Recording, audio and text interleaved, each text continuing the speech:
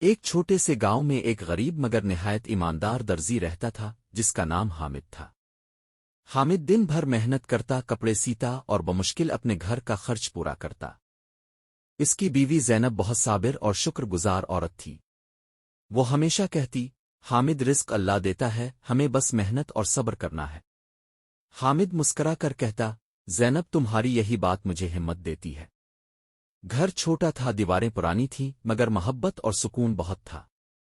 ایک دن حامد کو شہر جانا پڑا تاکہ کچھ اچھا کپڑا خرید سکے۔ واپسی پر رات ہو گئی اور وہ ایک سنسان راستے سے گزر رہا تھا۔ اچانک اسے ایک عجیب سی آواز سنائی دی، مدد کرو، کوئی ہے؟ حامد چونک گیا مگر وہ ڈرا نہیں۔ وہ آواز کی طرف بڑھا تو دیکھا کہ ایک پرانا کنواں ہے جس میں سے روشنی نکل رہی تھی۔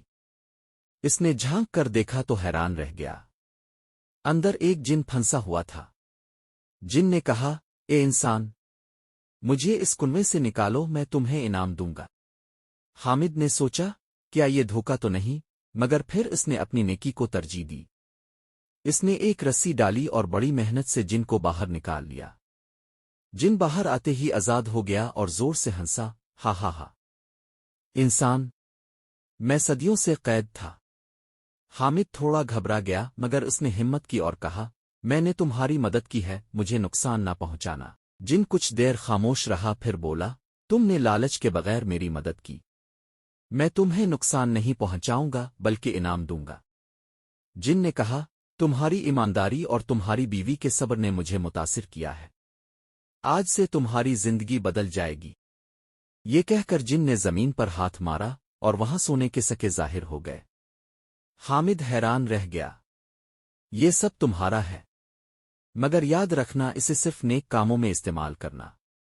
یہ کہہ کر جن غائب ہو گیا۔ حامد گھر واپس آیا اور سب کچھ زینب کو بتایا۔ زینب نے سجدہ شکر ادا کیا اور کہا، یہ اللہ کی طرف سے انعام ہے، ہمیں اس کا صحیح استعمال کرنا چاہیے۔ دونوں نے مل کر فیصلہ کیا کہ وہ اس دولت کو صرف اپنے لیے نہیں رکھیں گے۔ انہوں نے غریبوں میں کھانا تقسیم کیا، یتیم بچوں کی مدد کی، گاؤں میں ایک چھوٹا مدرسہ بنایا اور ایک بڑا سلائی مرکز کھولا جہاں غریب لوگوں کو کام دیا جاتا تھا۔ وقت گزرتا گیا اور حامد کا کاروبار بڑھتا گیا۔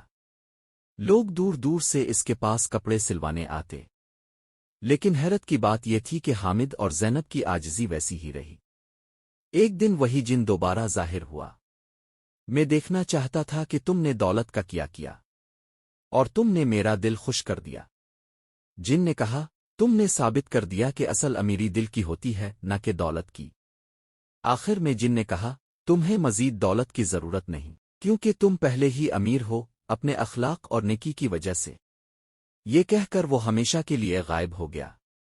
سبق: ایمانداری، صبر اور نیکی انسان کو ایسی کامیابی دیتے ہیں جو دولت سے بھی بڑھ کر ہوتی ہے۔ اگر نیت صاف ہو تو اللہ غیب سے مدد فرماتا ہے۔